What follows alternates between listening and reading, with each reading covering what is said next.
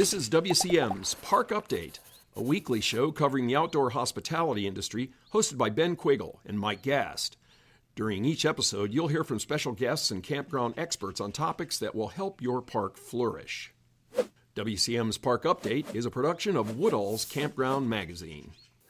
Hi, I'm Ben Quiggle, editor of Woodall's Campground Magazine, and my esteemed co-host Mike Gast, former vice president of communications for Campgrounds of America, is here, and this is another episode of WCM's Park Update, which is sponsored by Bush Tech Adventure USA, which manufactures tents and other accommodation units. And our guest is Scott McGee, vice president of operations for Roberts Resorts, which is growing, right, Scott? I mean, it's incredible how much Roberts Resorts is doing. You guys have like 2 or 3 you're building, or you just got one up and going. You have the Village Camp brand too that you're doing, so that's pretty exciting. Yeah, we've grown quite a bit in the past 3 years. We've been in acquisition mode for a while, but we're also developers at our core. So we just opened Village Camp Flagstaff in Flagstaff, Arizona. Really excited about that project. We put a lot of real thought into it, and it's coming along nicely. We're under construction on most of our amenities right now, but the park, a lot of the cabins, and our laundry facility are up and running.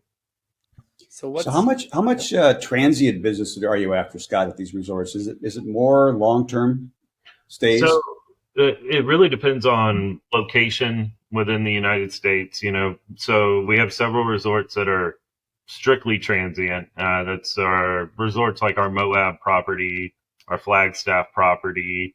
Up in Truckee, California, we have a resort as well where we're transitioning that to Village Camp Truckee. So it really depends on where it's located geographically as to what our strategy is there. So just give us a rundown of the resorts. Yeah, so we have in the state of Texas now we've been acquiring so much I have to remember. We have 5 in the state of Texas, several in the Houston market. Then we also have Oak Forest RV Resort in the Austin, Texas market, as well as Oasis RV Resort Amarillo in the Texas Panhandle. And that's one of our newer acquisitions in Amarillo, and it's a really fun property that's very transient. So being right off of I-40, we're catching all the traffic heading east to west off of I-40. And so it's been fun to manage that property and kind of, work out our transient strategy. So several of your resorts are 55 plus resorts, which I like because then I don't have to camp with the Quiggle crowd.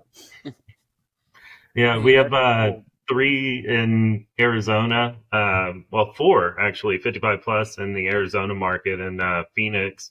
There's Pueblo El Mirage RV Resort, Gold Canyon RV Resort, Sunrise RV Resort, all of those in the Phoenix MSA. And then we have Vista del Sol RV Resort in Bullhead City. We also, late 2022, acquired 2 properties in the Utah market. So we now own Park City RV Resort in Park City, Utah, and Portal RV Resort in Moab, Utah. So what's the difference between some of these resorts and your Village Camp brand? I guess what are you doing different with the Village Camp versus other parks? The Village Camp brand, we're focusing on more experience-based time spent at the resort. So we're setting up a lot of bike rentals and tours and experiences that people can join directly from the property. Certain things that we wouldn't typically offer at our other resorts, and then it's definitely a accommodation focus. So we have some really cool cabin rentals going up in Flagstaff. There's already about 60 of them on site today. And then in our Village Camp brand, we're also selling the cabin unit as well. Wow. Okay. Yeah. And how many more of those developments did you say you had going on, the Village Camp ones? So we just opened Flagstaff. We're going to transition our Truckee, California property into it as well. Right. And then we just acquired some land outside of Durango, Colorado. where we also own another RV resort in Durango called Oasis Durango. But we're trying to grow the brand in very outdoor enthusiast locations like Durango, Truckee, California, Flagstaff, things like that. Okay. Yeah. Yeah, definitely. I mean, I think I first met you, Scott, when you worked, well, you still work at Rayford Crossing. Yeah. And then your park or the company, what was the former company that owned Rayford Crossing? So we were privately owned by a husband and wife team, Billy and Gwen Craig. They were, legends in the Texas market. She was the former president of Taco, and they had a lot of ties to, RVing in Texas. Yeah. And so I learned a lot from them. I started at Rayford in 2015 and worked for them for about 4 years. And we actually, I'm still here today at Rayford Crossing. I office out of here. And we just opened a 175 lot expansion here in the Woodlands, Texas, just north of Houston. Is that where you're concentrating on, Scott? Is expanding your facilities you have now, or are you interested in ground up construction too? So we go with whatever is available. We're not shy of anything. So we do a greenfield development if that opportunity that presents itself. We've got a ton of really cool properties with expansion land, which is part of our acquisition strategy. We always try to find a property where we can expand and add extra value. So really, it just whatever opportunity's there, we'll do it all. We greenfield, we expand, and then we acquire as is. So, how much science goes into deciding what you're going to add for amenities at these locations? Yeah, so programming really comes down to we survey all of our guests, previous history. We really take a lot of knowledge from the resort managers that have been on these properties for a very long time and try to understand, what does that demographic want to see? What kind of amenities are going to allow us to drive ADR? Who's coming to these properties and what do they want to do? So we do a lot of different, mostly survey data collection. Yeah. Yeah, definitely. What's the transition for you been like personally, just going from like Rayford Crossing to working for Roberts Resorts? I mean, it's probably a lot different before. So Yeah. So for me personally, my history is in the restaurant business and music event venues. And so when I got on here at Rayford, I just fell in love with the entire business in general. People are always happy. They're here on vacation. All they want you to do is treat them right. So a lot of those same tenets follow what I had learned my whole career. And so when we got acquired by Roberts Resorts, I didn't really know what to expect. I'd never heard of them. Here they are coming in. Um, Funny story I tell everybody is my wife was 8 months pregnant with our first child whenever I learned we were getting acquired. I'm like, oh no, it's going to be the worst thing ever. And, it was the greatest thing ever. And Scott Roberts, our CEO, he really took a chance on me. And, I like to think it paid off for him.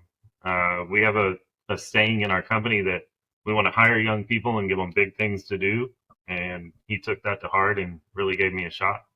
Let's talk about that for a second. You're expanding all the time. You've got a lot more than you did just a few years ago. Where are you finding managers from? You growing them yourself? Yeah, so we like to promote from within. I mean, that's our core. So we train and develop from within.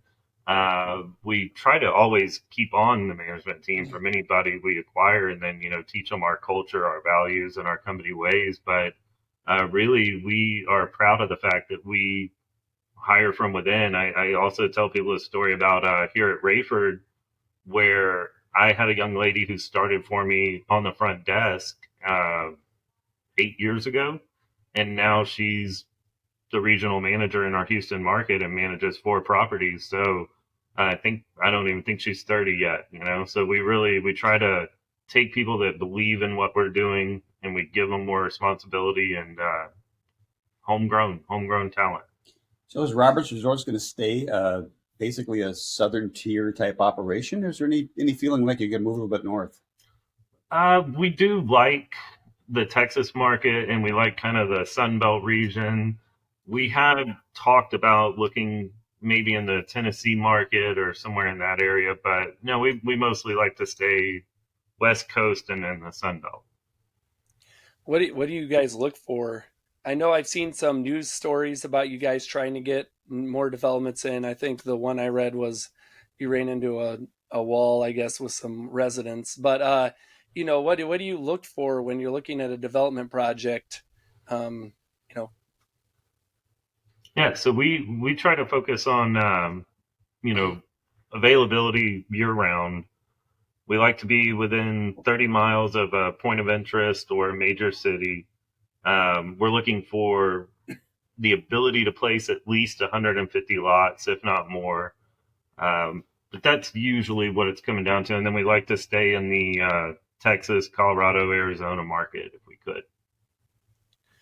do you ever like envision just having like some transient like parks where I think a lot of your newer developments have a lot of rental components to it. Is there any vision of just having like narrowing that down and just having like the RVs and the glamping sites and things? So we've thought about that. Mhm. We put a lot of thought into that actually, and we feel that cabin camping and unique accommodation camping is the way of the future, and then premium RV sites is kind of where we try to find our niche. So, um, we want to make sure that whatever we do put in, we can have all concrete, all full hookups, ability to do outdoor kitchens and things like that. But RV is always going to be a component of what we do. Even our Village Camp brand, which is heavily focused on rental accommodations, we know it's always going to have a piece of it that is RV because that is our core competency. Yeah. How do you arrive on the rates for an extended stay like in the Arizona resorts?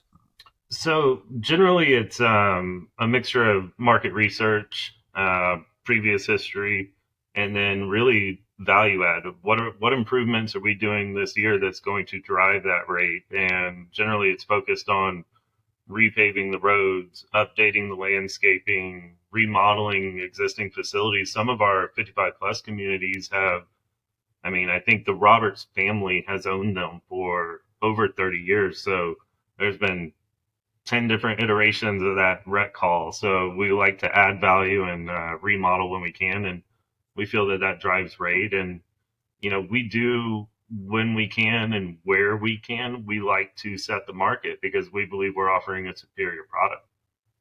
Do you What see a lot of folks moving from the RV into uh, owned accommodation?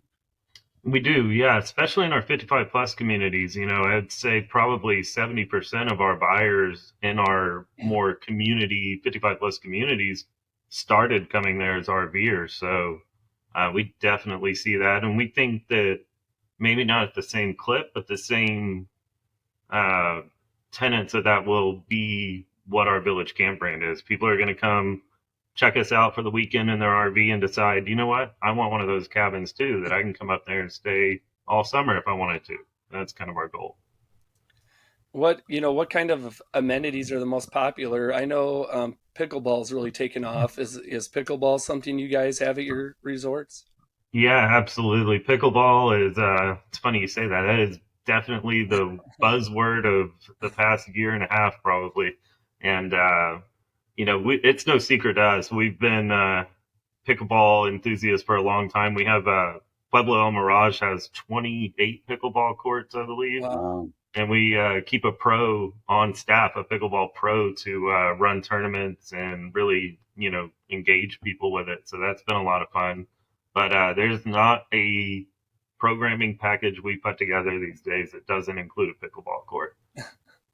Do you guys, have a lot of activities at these resorts? A lot of things for people to get engaged with?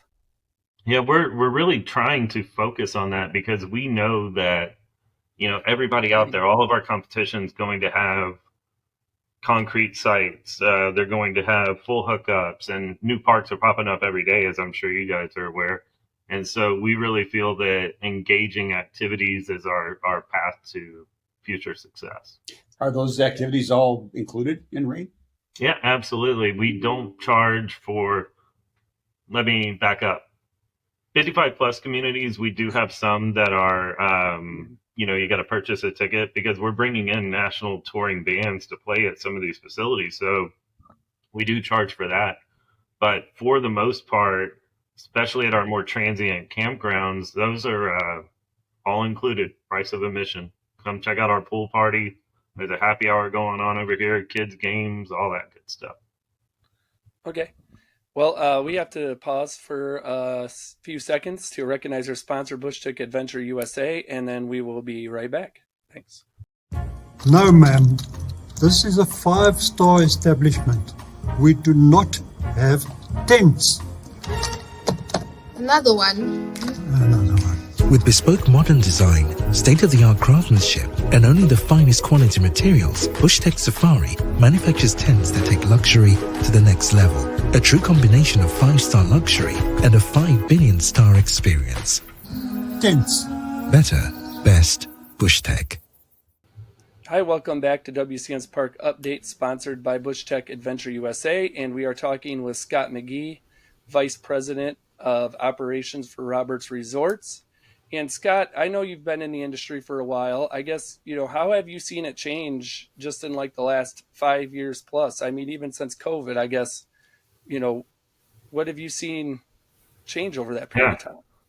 So definitely a younger demographic, a more diverse demographic, and a lot of that has been since COVID. And so that's been really nice to see and really fun to see. And then I actually find it kind of funny that, whenever I started, all the rage was really big RVs, and then they became smaller, and then they came bigger, and now they're going smaller. And that I find is more cyclical than just the demographic change. But really, it's just been a younger group of campers out there, which is nice to see. Do you think? Go ahead, Ben. The move to smaller RVs is a little more permanent this time, or do you think we'll see that fluctuation back to the bigger ones? I think you will, as the economy goes and as interest rates and financing rates go, I think you'll see bigger RVs will make a comeback. And then those younger demographic, I'm sure you guys know people or have done it yourself, where you start small and you got that bumper pool that last 2 seasons, and you say to yourself, you know what, I'm going to go ahead and get the fifth wheel. And then you graduate all the way to a Class A eventually, right? And so I think right now it might be a little bit more prolonged based on the economy, but our big RVs are always going to be here. So how big can Roberts Resorts get, and how fast is that going to happen? So we have a goal to be at 30,000 lots under control by the end of 2026, and right now we have about a little over 10,000 in our portfolio. Wow. So we're hoping to triple by 2026. That is our goal. Is that all through developments, or are you looking to do quite a bit of acquiring too? So it has to be through acquisitions as well, but also through development. I mean, we have a goal. We're focusing on it. We have best practices in place, and we've got a lot of really smart people. So our goal is to get there by any means necessary. Yeah, that's awesome. And I know Mike mentioned earlier, you're looking to stay out west. I guess what would drag you to the east? Is there anything that would change that could possibly be well, maybe we should explore over in the east? That's a great question. I think really just the right opportunity, we'd go anywhere, right? So it's easy for me to say we focus here, but if somebody came to us and, they had the nicest RV resort on Lake of the Ozarks and they wanted us to come there, we would probably take a look at that. So it really just depends on the opportunity, but whenever we're searching opportunities out, we're always looking in the markets I previously mentioned. So now I get to drag out a question that we always drag out every week. What about e-vehicles? Is that a demand thing that you're looking at when you're planning? Is it ERVs? Is it just charging stations for tow vehicles? Yeah. Anything like that in the works when you plan a resort? So that's a great question too. We are actually future-proofing every one of our developments these days and putting in 200 amp capable pedestals at every single one of our RV resorts, so that we can handle the load from electronic vehicles, electronic RVs, and things like that. We also have one of our properties in Durango has dedicated EV charging stations, and we hope to add more of those in the future. 200 amps, that's a lot. Yeah, well, I mean, when you got a big park model, a Tesla, and a bunch of e-bikes, I mean, we just think that's a way to do it for the future. I imagine you meter all of those sites too, right?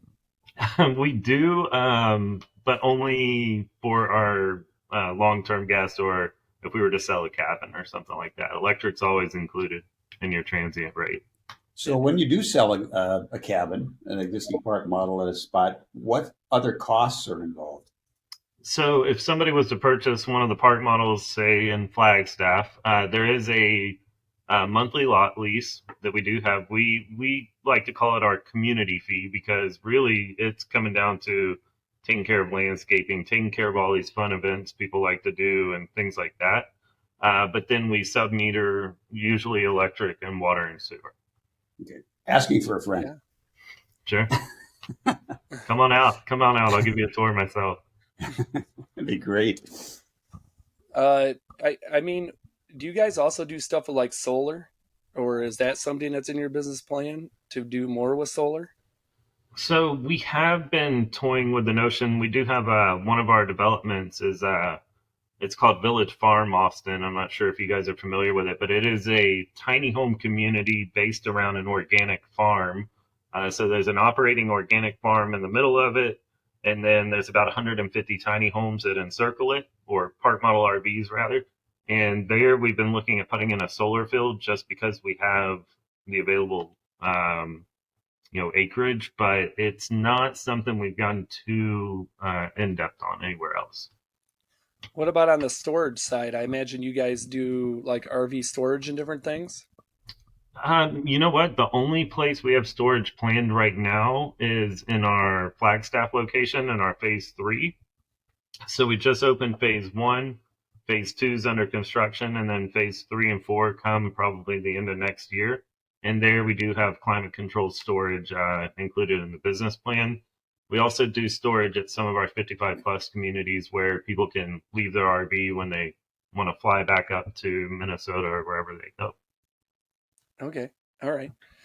Do you guys do any tent camping, or is it just mainly RVs and rental units? We actually do have some tent camping at our Durango property. We have 13 tent campsites that are, really nice. That's actually a former KOA, the Oasis Durango. Mm-hmm. And, funny story about that one is they say that the first KOA cabin in Colorado is at this property, and they show it to me, and we kind of leave it there like a little shrine. I'm like, okay. But we do tent camping there, and we do tent camping in Park City, right on a really cool little runoff stream that runs along a mountain valley. So it's really Oh, I can confirm that the first Prairie Crafts cabin that was KOA's side company, I guess, that was owned by one of the franchisees, that did go to Durango. So I know. Did it really? Okay, well, that's then I'll send you a picture of it next time I'm there. You can confirm. We need to get Mike, detective Mike on this and find out, and you guys can officially put a plaque or something up on it. Yeah, that'd be nice. Maybe have Toby come down and visit. So the fellow that sold him that cabin is still selling them up at Prairie Craft up in Great Falls, Montana. So really, he would know. Is there any thought, speaking of like KOA or like Jellystone even, is there any thought to like getting into a franchise? You have your own brand, but no, we've never really considered doing a franchise. We really like what we're doing, and we like having creative control, if you will, all the way through. And our CEO Scott Roberts, he truly is a visionary. He's got these visions, and he just wants us to bring them to life. So yeah, we've never really given any thought to doing any of the branded franchisees. Okay. All right. Scott, I think you would look great in a Jellystone bear costume. So yeah, hey, I'll do it. Asking. So, but I do read stories on Roberts Resorts and some of the developments, and I know Scott has been at a few public meetings on these developments. Is it a challenge to do some of these new developments. I think I read there was a few roadblocks in one of them, and I think you guys kind of had to switch directions. But do you see a lot of that when you guys are out talking to communities about what you're doing? Yeah, I think the general thought on our industry is still very, archaic. People think, oh, well, not in my backyard, and you've got a lot of those people out there. So we take a lot of pride in what we do. So we show up to those events, and Scott Roberts does specifically, and we show them, no, this is what we do, and we show them, our beautiful clubhouses and our golf courses and all the other things that we do that make us unique. And generally, it's just swaying that public perception and introducing ourselves and hearing them out. It's just like a guest at one of your properties. A lot of times they just want to be heard. They want to know what you're going to do for them. They want to know how you're going to solve a problem they have. So you do get pushback whenever you try to do these things. Sometimes it's from the NIMBYs and sometimes it's from the government. And so you just got to kind of show them that we are here for the long haul. We're holders. We're not flippers. And this is what we want to do. And we show them, proofs in the pudding, so to speak. Yeah, definitely. I know it always amazes me when I read these stories about these luxury resorts. They're trying to attract these really fancy motor coaches. And sometimes the residents are worried about like crime or different things that they're going to be bringing in. But it's always amazing to me. I mean, you got somebody in a $500,000 rig. It's a different clientele than maybe like a state park. So. Right. I think it's just that public perception, Yeah, definitely. So I guess, Scott, what's in your future, I guess? You're going to continue working at Roberts Resorts, I imagine? Absolutely. Yeah. No, I love what we're doing here, and I love, Scott's vision for the future of this company, and our aggressive growth strategy keeps me very content and very busy. So I enjoy what I do, and I really enjoy Roberts Resorts. They've been good to all of us. Yeah, definitely. So I'm looking at the photograph from, I think it's Majestic Pines, where you've got the complete row of covered RV sites. Yeah. That looks so unique. That's our Texas special. So summertime in Houston, Texas, those go like hotcakes because literally. Yeah, absolutely. So that's a really unique one. We have about that property has 220 lots, and about 100 of them have covers on it. Which also, that property, we just opened a 72 lot expansion, and we own 10 acres next door to that too. So yeah, we're excited for that next stage too. Beautiful spot. Great. Yeah. Well, I think, Scott, that's about it. I think I'm done drilling with questions. Mike, did you have any more? No, this is great, and I would like to be put on a tour, doggone it, Scott. Absolutely. Got some beautiful spots here, and I got to hit the road here pretty soon. Yeah, you tell me when. I got lakefront. I've got mountainside. You come, let me know, Mike. As soon as the snow flies in Nebraska, I'm out of here. There you go. And then Mike also wants to learn more on the pickleball front. He's trying to enter tournaments. So well, I actually learned how to do that in Hawaii when I was living there, and actually injured myself, tripped and landed on my chin. So underneath this little bit of bush, I got a nice little scar there from pickleball already. So you can't get injured playing that if you don't do it right. But it is a fun game. I can see why it's caught on. Well, I'd love to show either of you guys around if you're ever in my neighborhood. Yeah, definitely. Well, thank you, Scott, for coming on. And thank you, everyone, for watching. And thanks again to our sponsor, Bush Tech Adventures USA. And we'll see everyone again next week. Bye, guys. Everybody. Thanks for having me. Thank you for listening to WCM's Park Update, a production of Woodall's Campground Magazine. Join us for a new show each Tuesday at 3 p.m. Eastern on Facebook, YouTube, and wherever you listen to podcasts. Follow us on Facebook and LinkedIn for daily news and updates, and subscribe to our news feed on our website at woodallscm.com. Show hosts are Ben Quiggle and Mike Gast. Executive producers Rick Kessler and Alex Burkett. Copyright 2022, G&G Media Group.